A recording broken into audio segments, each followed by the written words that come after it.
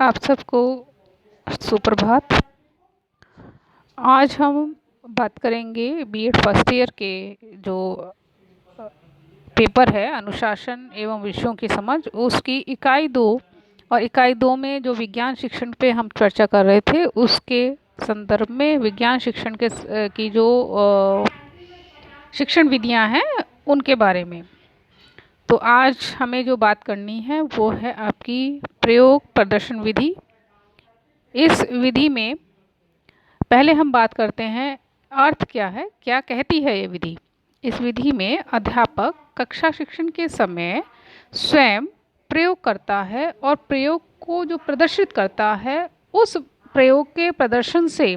जब बालक सीखता है तो उसे कहते हैं प्रयोग प्रदर्शन विधि। इसके अंतर्गत अगर शिक्षक विषय वस्तु जो भी पढ़ा रहा है विज्ञान का शिक्षक, और उस विषय वस्तु में यदि उसे किसी संरचना की, किसी कार्यविधि की या कुछ अन्य चीज़ों की जानकारी देनी होती है जो कि प्रैक्टिकली या प्रयोग के द्वारा संभव है, तो उस संदर्भ में वो उन वस्तुओं को या उस मॉडल को लेकर के क्लास में जाता है और क्लास में जा कर के वो उसकी संरचना और कार्यविधि या उसके बारे में, उसके पक्षों के बारे में बताता है। जैसे कि विज्ञान शिक्षक क्या कर सकता है कि वो एक अगर वो बता रहा है कि मनुष्य का शरीर कैसे काम करता है, तो मनुष्य शरीर का जो अंगों का मॉडल है उसे ले जा सकता है और उन अंगों के मॉडल के द्वारा बता सकता है। यदि संभव है तो वो किसी मॉडल का किसी अंग विशेष का कार्यविधि किस प्रकार से होती है, तो उस अंग विशेष की कार्यविधि को भी वो किसी अन्य दूसरे सहायक मॉडल के द्वारा बच्चों के सामने प्रदर्शित कर सकता है, जिससे कि बच्चे उस जो बॉडी पार्ट है, उस बॉडी पार्ट के जो भी कार्यविधि है उसको सही रूप से समझ सकें। विद्यार्थी क्योंकि उसके सामने वस्तु है, क्योंकि उसके सामने प्रयोग हो रहा है, तो इस प्रयोग और इस कार्यविधि सामने होने वाली जो चीज़ है, उस जो सामने उसके सामने मटेरियल सामने है, उसके होने से और साथ में उसके प्रयोग होने से अपनी ज्ञानेंद्रियों के द्वारा उस ज्ञान को ग्रहण करता है। जब वो अपने ज्ञान को ग्रहण कर रहा होता है उस समय वो क्रियात्मक रूप है या बालक क्रियात्मक होता है, और इससे उसको जो भी अधिगम करता है वो अधिगम से प्राप्त अनुभव स्थायी हो जाते हैं, क्योंकि वो जो भी स्वरूप को देख रहा है सिर्फ इमेजिनेशन नहीं है, इमेजिनेशन के साथ साथ क्योंकि वस्तु सामने है तो वो चीज़ें उसको स्पष्ट होती जाती हैं। इस विधि के द्वारा जब अध्ययन कराया जाता है तो वो प्रभावी होता है, यानी कि उसके द्वारा बालक जल्दी ही चीज़ों को समझ जाता है। ये है इसका अर्थ। अब हम बात करें कि अगर हम कोई प्रदर्शन विधि के द्वारा अगर हम बच्चों को पढ़ाना चाह रहे हैं, अगर हम किसी चीज़ का ज्ञान देना चाह रहे हैं, तो उस विधि के अंतर्गत क्या सोपान या क्या पद होंगे जिनके तहत कि शिक्षक इस विधि का सहारा लेगा। तो सबसे पहला जो आपका पद है या सोपान है या स्टेप्स हैं, वो है पहला शिक्षक के द्वारा तैयारी,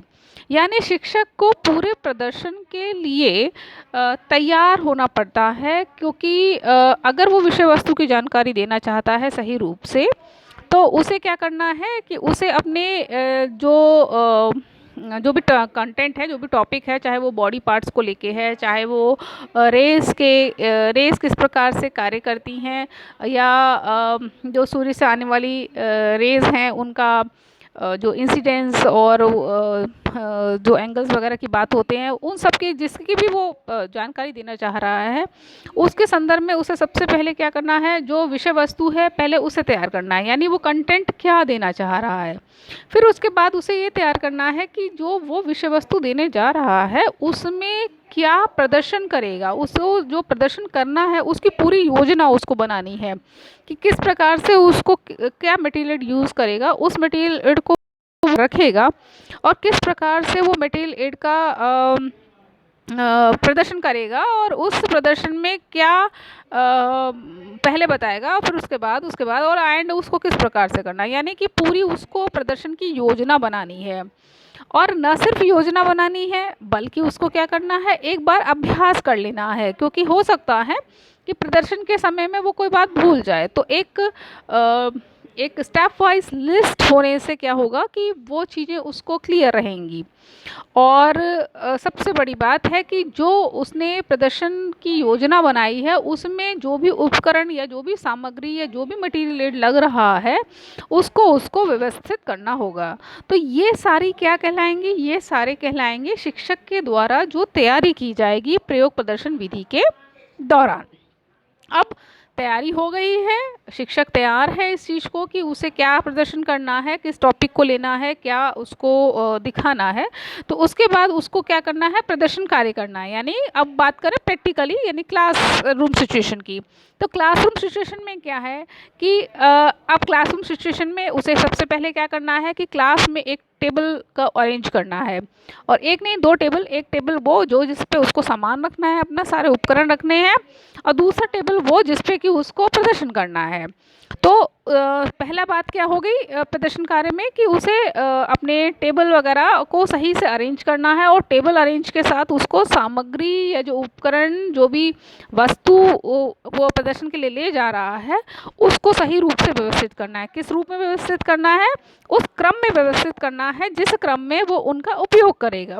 क्योंकि जो चीज़ पहले उपयोग होनी है उसके प्रदर्शन के दौरान वो पहले रखी जानी चाहिए, और उसके क्रम के अनुसार दूसरे में तीसरे में जैसे भी है उस तरीके से उन वस्तुओं को रखा जाना चाहिए।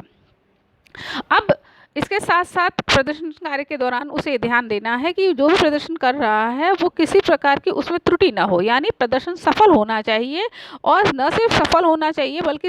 प्रदर्शन इस प्रकार का होना चाहिए कि जो बच्चों की जटिल समस्याएं हैं या जटिल प्रश्न हैं उनका भी हल हो जाए, और साथ ही जो वो संपादित कर रहा है, जो भी प्रदर्शन कर रहा है वो क्लियर हो, स्पष्ट हो, सफल हो, जिससे कि बच्चों में जो भी जागरूकता है, जो भी जिज्ञासा है उसका समाधान किया जा सके। और जब वो प्रयोग कर रहा है तो उसे ध्यान रखना है कि प्रयोग के दौरान वो उसकी जो भी कंटेंट है उसकी सही रूप से व्याख्या करता रहे। तो इस प्रकार से उसको प्रदर्शन कार्य को करना है। अब प्रदर्शन कार्य के साथ साथ जो एक और जो आपका स्टेप है, तीसरा स्टेप जो है वो है पाठ की प्रस्तावना। पाठ की प्रस्तावना का तात्पर्य है कि प्रदर्शन करते समय या प्रदर्शन करने से पूर्व शिक्षक को उस पाठ की या उस विषय वस्तु की प्रस्तावना बच्चों के सामने रखनी है, जिससे कि उनकी जिज्ञासा शांत हो सके। और अगर उन्हें कुछ प्रश्न देने हैं या उन्हें कुछ शिक्षक चाह रहा है कि बच्चे कुछ प्रश्नों के जवाब दें, तो उसे बच्चों को लिंक करने के लिए, बच्चों को क्रियान्वित करने के लिए, उनको सक्रिय करने के लिए जो कंटेंट है उसके संदर्भ में प्रश्न पूछने चाहिए, जिससे कि उन प्रश्नों के द्वारा बालक अपने आप को तैयार कर सकें उस पाठ के या उस विषय वस्तु को जानने के लिए। इसके अतिरिक्त जो पाठ की प्रस्तावना में शिक्षक को करना है कि उसे जब वो प्रदर्शन कर रहा है या जब वो पाठ की प्रस्तावना दे रहा है उस समय उसे जो प्रैक्टिकल है, क्योंकि वो प्रैक्टिकली दे रहा है, परंतु उसका जो सैद्धांतिक ज्ञान है, जो उसका थ्योरेटिकल एस्पेक्ट है उस प्रयोग का, उसका भी ज्ञान शिक्षक को विद्यार्थियों को देना चाहिए। और प्रदर्शन के दौरान ही शिक्षक को बालकों की जो प्रश्न है उस विषय वस्तु के संदर्भ में उन्हें सरल रूप से उनका समाधान या उनको स्पष्ट करना है बालक के सामने। इसके अतिरिक्त जो हमारा चौथा पद या सोपान है वो ये है कि जो श्यामपट्ट जब शिक्षक ने प्रदर्शन कर दिया, पहले मतलब उसने तैयारी कर ली, तैयारी के बाद उसने प्रदर्शन किया, प्रदर्शन के दौरान उसने जो पाठ है उसकी प्रस्तावना को भी क्लियर किया। इसके बाद सबसे लास्ट जो सोपान है वो है कि श्यामपट्ट पे सारांश को लिखना। और जब शिक्षक श्यामपट्ट पे सारांश को लिखे तो उसके साथ उसे ये ध्यान देना है शिक्षक को कि जो उसने प्रदर्शन के दौरान जो भी बातें लिखी हैं श्यामपट्ट पे उन लिखी गई विषय वस्तु को या उन लिखे गए बिंदुओं को जो विद्यार्थी है वो अपने कॉपी में या अपनी पुस्तिका में लिखे, और जब प्रदर्शन हो जाए तो शिक्षक को प्रदर्शन के उपरांत निरीक्षण करना चाहिए कि वास्तव में बालकों ने जो श्यामपट्ट सारांश है, जो श्यामपट्ट में उस प्रदर्शन का सारांश लिखा गया है, उसे अपनी पुस्तिका में लिखा है कि नहीं। तो ये है आपका प्रयोग प्रदर्शन विधि के पद या सोपान जिनको की किया जाना चाहिए एक शिक्षक के द्वारा प्रदर्शन के समय। अब बात करें कि अगर हम शिक्षक चाह रहा है कि उसका प्रदर्शन प्रभावशाली हो, क्योंकि प्रदर्शन के दौरान क्या है कि इसमें इस विधि में ये एक फ़ायदा है कि जैसे प्रयोगशाला विधि है, प्रयोगशाला विधि में क्या होता है कि सभी बच्चे लैब में जाएंगे और लैब में जा कर के वो अपना जो प्रैक्टिकल है उसको करते हैं। अब इसमें क्या होता है कि प्रैक्टिकल करने में जो जितनी सामग्री है, जो भी विभिन्न इंस्ट्रूमेंट्स हैं, वो number of instrument should be same. Either अगर वो कम भी हैं तो आपने ग्रुप फॉर्म करके बच्चों का और उन्हें वो इंस्ट्रूमेंट दिया, तो एक इंस्ट्रूमेंट से तो काम नहीं हो सकता, ठीक है। Many instruments will be needed, बहुत सारे इंस्ट्रूमेंट्स चाहिए होंगे, बहुत सारे उपकरण चाहिए होंगे। बट प्रयोग प्रदर्शन विधि में एक ही उपकरण से एक ही प्रदर्शन के दौरान बालक बहुत सारी चीज़ें सीख जाते हैं, और उसमें एक तरह से आप ये कह सकते हैं कि ये थोड़ी सी मतलब भौतिक जो वस्तुएं हैं, जो उपकरण के संदर्भ में थोड़ी कम खर्चीली विधि है। तो अगर हम चाह रहे हैं कि क्योंकि एक अगर बच्चा खुद करता है तो उसमें गलतियां होती हैं, सारी चीज़ें, अब टीचर तो गलती नहीं करेगा, तो टीचर क्या चाहिए कि जो वो प्रदर्शन करेगा वो प्रभावशाली रूप से होगा। तो प्रदर्शन के दौरान उसे क्या करना चाहिए एक शिक्षक को, जिससे कि उसका जो प्रदर्शन है वो प्रभावशाली हो। तो इसमें पहली बात आ रही है कि प्रदर्शन के दौरान जो बालक की जो सामान्य रुचियां हैं, जो उस कंटेंट को लेकर जो सामान्य रुचियां हैं, विषय वस्तु को लेकर जो सामान्य रुचियां हैं, उनके संदर्भ में शिक्षक को बालक को लिंक करने के लिए कुछ प्रश्न रखने चाहिए। तो प्रश्न रखने से क्या होगा कि बच्चा उस प्रदर्शन के लिए अपने आप को तैयार करेगा। दूसरी बात है कि जब हम एक चाह रहे हैं कि एक प्रभावशाली प्रदर्शन दें बच्चों के सामने, हमारे से कोई त्रुटि ना हो, तो नेचुरल बात है कि जो हमने सारी बातें की प्रयोग प्रदर्शन विधि के तैयारी के संदर्भ में कि कैसे टेबल होनी चाहिए, किस प्रकार से उनका उपकरणों को रखा जाना चाहिए उनके उपयोग के अनुसार, तो वो सारी चीज़ों का भी प्रभावशाली प्रदर्शन के दौरान एक शिक्षक को ध्यान रखना चाहिए। तीसरी बात इसमें यह है कि जब प्रदर्शन कार्य किया जाए कक्षा में, तो वो इस प्रकार से किया जाना चाहिए कि कक्षा के अंत तक बैठे हुए सभी विद्यार्थियों को वो दिखाई दे। अगर वो पीछे के बालकों को दिखाई नहीं देगा तो कक्षा में अनुशासनहीनता होगी, बच्चे खड़े होंगे या चिल्लाएंगे या कुछ बोलेंगे। तो इस प्रकार से प्रदर्शन होना चाहिए कि वो सभी बच्चों को दिखाई दे और किसी प्रकार की कक्षा में अव्यवस्था न हो। प्रदर्शन के ही दौरान ये ज़रूरी है कि शिक्षक को प्रदर्शन का जो भी जानकारी है वो साथ के साथ ही स्टूडेंट को दी जानी चाहिए। नेक्स्ट बात इसमें जो है कि जो कक्षा है उस कक्षा में पर्याप्त प्रकाश और पर्याप्त हवा, इन सारी चीज़ों की व्यवस्था होनी चाहिए, भौतिक व्यवस्था सही रूप से होनी चाहिए, जिससे कि प्रदर्शन के दौरान किसी प्रकार की अव्यवस्था न हो। नेक्स्ट है कि जो उसका सैद्धांतिक पक्ष है, प्रदर्शन जो भी हम कंटेंट का जिस भी विषय वस्तु को ले रहे हैं उसका जो सैद्धांतिक पक्ष है उसके संदर्भ में भी छात्रों को जो ज्ञान देना है उसके लिए हमें समय लेना चाहिए। मतलब ये नहीं हो बहुत जल्दी जल्दी निपटा दिया और ख़त्म कर दिया, हमें बच्चों को समय देना चाहिए जिससे कि बच्चे उसके सैद्धांतिक पक्ष को भी सही रूप से समझ पाएँ। नेक्स्ट इसमें जो है वो है प्रदर्शन के समय या प्रदर्शन से पहले ही किया जाना चाहिए कि जो सुरक्षा प्रबंध है उसकी जांच कर लेनी चाहिए। जैसे अगर कोई प्रदर्शन ऐसा है जिसमें हमें लग रहा है कि कुछ शॉर्ट सर्किट हो सकता है या कुछ और प्रॉब्लम हो सकती है, तो उन सब के लिए हमें पहले से ही तैयारी कर लेनी चाहिए। अगर प्रदर्शन संभव है तो प्रदर्शन में छात्रों की भागीदारी ली जानी चाहिए, क्योंकि भागीदारी लेने से क्या होगा कि छात्र उसमें और अधिक रुचि लेंगे और अपने आप को उस प्रदर्शन के साथ सही रूप से जोड़ पाएंगे। और नेक्स्ट इसमें जो है कि प्रदर्शन के बाद बच्चों के समक्ष जो सारांश है, जो परिणाम है, जो प्रदर्शन से आए हैं, उनको प्रस्तुत किया जाना चाहिए, जिससे कि बालक उस प्रदर्शन को सही रूप से समझ सकें और सही रूप से उसके संदर्भ में ज्ञान प्राप्त कर सकें। तो ये है बात, अगर हम चाह रहे हैं कि प्रभावशाली प्रदर्शन हो। वैसे तो क्या है कि आप एक फॉर्मेलिटी भर कर सकते हैं, ले आए इंस्ट्रूमेंट्स, बता दिए और ख़त्म हुआ। पर कायदा क्या कहता है, अगर हम प्रयोग प्रदर्शन विधि का प्रयोग कर रहे हैं तो नेचुरल बात है कि हमें इस प्रकार से प्रयोग करना चाहिए कि फिर उसको प्रयोगशाला के लिए बच्चों को लिए नहीं छोड़ना है, हमें वहीं पे उसको ख़त्म करना है। तो इस प्रकार से ख़त्म करना है कि बच्चे हर एक एस्पेक्ट को, विषय वस्तु के हर एक एस्पेक्ट को, प्रयोग के हर एक एस्पेक्ट को समझ सकें। अब हम बात करें इस प्रयोग प्रदर्शन विधि के क्या गुण हैं और क्या दोष हैं। तो पहले हम बात कर लें गुणों की, यानी क्या इसकी अच्छाइयाँ हैं। तो इसमें पहला जो आपकी अच्छाई है कि जो स्टूडेंट्स हैं, जो विद्यार्थी हैं, उनको तथ्यों के संदर्भ में प्रत्यक्ष रूप से ज्ञान प्राप्त होता है, और प्रत्यक्ष रूप से ज्ञान प्राप्त होने के कारण वो जो विषय वस्तु है उसकी जो ज्ञान प्राप्त हो रहा है वो स्थायी हो जाएगा। क्यों? क्योंकि वो प्रत्यक्ष रूप से है। तो हम आप सब जानते हैं कि जो ज्ञान प्रत्यक्ष रूप से प्राप्त होता है वो ज़्यादा स्थायी होता है अपेक्षाकृत उसके जो कि हम ज्ञान पढ़ करके या अन्य रूप से लेते हैं।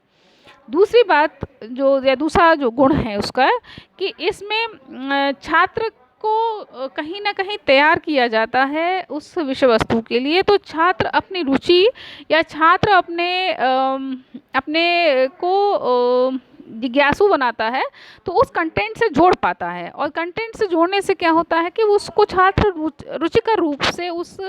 विषय वस्तु को समझ जाता है। तीसरी बात जो है कि ये जो विधि है, इस विधि के द्वारा बच्चा क्रियाशील होता है, क्योंकि वो कुछ बच्चों को आपने बुलाया, उनसे करवाया, या कुछ बच्चों को आपने सामान इकट्ठा करने के लिए, सामान को सही रूप से लगाने के लिए, इन सारे कार्यों के लिए उनकी हेल्प ली, तो बच्चे क्रियाशील होंगे। फिर दूसरा, जब आपने उनसे प्रश्न किए तो उससे भी वो क्रियाशील होंगे। तो ये जो विधि है ये बच्चों को क्रियाशील बनाती है। नेक्स्ट जो इसका गुण है वो है कि बालकों को स्पष्ट ज्ञान की प्राप्ति होती है, क्योंकि जब प्रयोगशाला में वो खुद करते हैं तो हो सकता है कुछ गलतियां हो जाएं, परंतु जब छात्र अपने आप कर रहा है, या शिक्षक अपने आप कर रहा है, दिखा रहा है, तो शिक्षक तो कोई गलती करेगा नहीं। तो इसके कारण से बालकों को स्पष्ट रूप से ज्ञान की प्राप्ति होती है। नेक्स्ट जो गुण है वो है कि छात्रों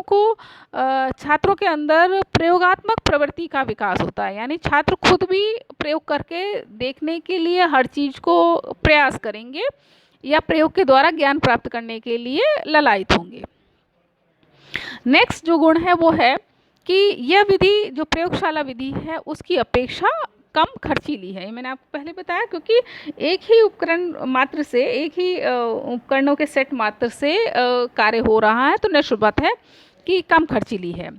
नेक्स्ट जो खर्चीली तो है बट उतनी नहीं है, क्योंकि सैद्धांतिक के साथ प्रयोगात्मक है, बच्चों की रुचि है, उनका ज्ञान स्थायी होगा। पर प्रयोगशाला विधि की अपेक्षा अगर हम बात करें तो कम खर्चीली है। नेक्स्ट जो इसका गुण है वो है कि इस विधि के द्वारा बालक समस्या समाधान की जो प्रवृत्ति है उसका विकास करता है, यानी बालक में जो प्रॉब्लम सॉल्यूशन की जो कैपेसिटी है वो डेवलप होती है। यानी जब वो देखता है कि किस प्रकार प्रयोग के द्वारा या चीज़ों को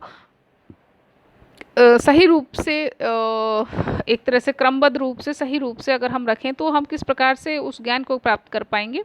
तो वो ये देख पाते हैं कि किस प्रकार से हम चीज़ों को क्रमबद्ध रूप से करके अपने समस्याओं का भी समाधान कर सकते हैं। और जो नेक्स्ट ये लास्ट का ये गुण है वो ये है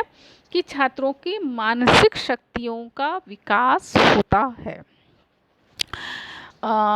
अब बात करें कुछ दोषों की, तो इस समस्या, इस जो विधि है, इसमें सबसे पहली जो बात है, जो हम पहले भी कह रहे थे कि अनुशासनहीनता की संभावना बनी रहती है। अगर आपने प्रॉपर अरेंजमेंट नहीं किए, अगर आपका पीछे के बच्चों को दिखाई नहीं दे रहा प्रयोग, तो उससे क्या हानि होगी कि बच्चे अनुशासनहीन होंगे, एक दूसरे को धक्का मार सकते हैं देखने के लिए, या और कुछ हरकतें हो सकती हैं। नेक्स्ट जो बात है दोषों में, वो है कि अगर जो प्रदर्शन है वो प्रभावी रूप से नहीं किया जाएगा, तो नेचुरल बात है कि जो उसका उद्देश्य है इस विधि का, वो पूर्ण नहीं हो पाएगा। और इसके साथ साथ जब वो प्रभावी रूप से प्रयोग के लिए क्या आवश्यक है कि शिक्षक पहले से तैयारी करे, शिक्षक पहले से उसका अभ्यास करे। अगर ये काम नहीं हुआ है, यानी तैयारी सही नहीं हुई है और प्लस शिक्षक ने अभ्यास सही नहीं किया है, तो जो प्रयोग प्रदर्शन है वो प्रभावी नहीं होगा, और प्रभावी नहीं होगा तो अपने उद्देश्य को पूर्ण नहीं कर पाएगा। नेक्स्ट जो इसका दोष है वो है कि अगर छात्रों की संख्या अधिक है तो यह विधि कारगर नहीं है। क्यों? क्योंकि वही बात आती है कि अनुशासनहीनता होगी,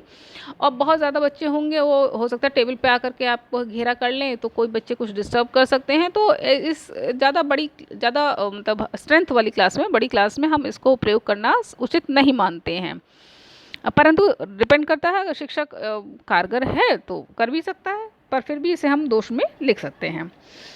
नेक्स्ट जो दोष है कि ये विधि जो है वो शिक्षक केंद्रित है, क्योंकि ठीक है हम बच्चों को क्रियात्मक कर रहे हैं, हम बच्चों को अपने ऐसे जोड़ रहे हैं, पर इसमें जो सारा कार्य है वो शिक्षक पे रहता है। चीज़ों को इकट्ठा करना, उनको सही रूप से अरेंज करना, उसको सही रूप से प्रयोग करके दिखाना, तो शिक्षक केंद्रित है। हालांकि ऐसा नहीं है, बच्चे जुड़ते हैं तो छात्र भी है, पर केंद्रित की अगर बात करेंगे तो शिक्षक केंद्रित है। नेक्स्ट जो हम बात करेंगे, नहीं सॉरी, तो नेक्स्ट जो दोष है वो है कि इस विधि में बालक जो अध्ययन करता है, अगर वो सही रूप से उसको जिज्ञासु न बनाया जाए, सही रूप से उसे तैयार नहीं किया जाए, तो उसके द्वारा जो ज्ञान ग्रहण किया जाएगा वो अपेक्षाकृत मतलब जो होना चाहिए वो उससे कम होगा। परंतु यदि जिज्ञासु बना दिया जा रहा है, वही बात आएगी कि प्रभावशाली प्रदर्शन होना चाहिए। प्रभावशाली प्रदर्शन मतलब बच्चे को हमें तैयार करना है, उसे लिंक करना है। अगर वो सब नहीं होगा तो बच्चा सही रूप से ज्ञान को ग्रहण नहीं कर पाएगा। नेक्स्ट जो इसका डिमेरिट है, दोष है, वो ये है कि यह विधि समय लेती है। क्यों समय ले रही है? क्योंकि आपको पहले पाठ की प्रस्तावना देनी है, फिर उसके संदर्भ में नॉर्मल क्वेश्चंस करने हैं, जनरल क्वेश्चंस करने हैं, फिर सिद्धांतिक पक्ष को क्लियर करना है, फिर आप प्रयोग करेंगे। प्रयोग के दौरान भी आपको सारे प्रयोग करने के दौरान आपको उस ज्ञान को लगातार देना है बच्चे को, कि वो उससे लिंक हो सके, और फिर उसका जो सारांश है वो देना है। तो लंबी है, इस कारण से क्या होगा, समय अधिक लगेगा। और नेक्स्ट जो आपकी इस विधि का दोष है वो है कि इस विधि के द्वारा छात्रों ने जो ज्ञान ग्रहण किया है, या छात्रों की जो ग्रहण क्षमता है, उसकी जांच करना कठिन कार्य है। क्योंकि आप बच्चे को प्रयोग करने को नहीं कह सकते, आप बस बच्चे को ये देख सकते हो कि वो जो ज्ञान उनको लिया, उसके संदर्भ में उनके जो कॉन्सेप्ट्स हैं वो क्लियर हुए कि नहीं। तो वो उसकी जांच या तो आप टेस्ट लेंगे, या तो आप एक एक करके क्वेश्चंस करेंगे। तो सही रूप से उस प्रयोग विशेष की जांच करना एक कठिन कार्य होगा। कंटेंट की जांच की जा सकती है प्रश्नों के द्वारा। तो ये हैं आपके दोष इस प्रयोग प्रदर्शन विधि के। इसके अतिरिक्त आपको कुछ और गुण दोष वगैरह मिलते हैं अपनी कॉपीज़ में, बुक्स में, तो आप अपनी कॉपीज़ में उन्हें नोट डाउन कर लें। ठीक है, ओके, थैंक यू।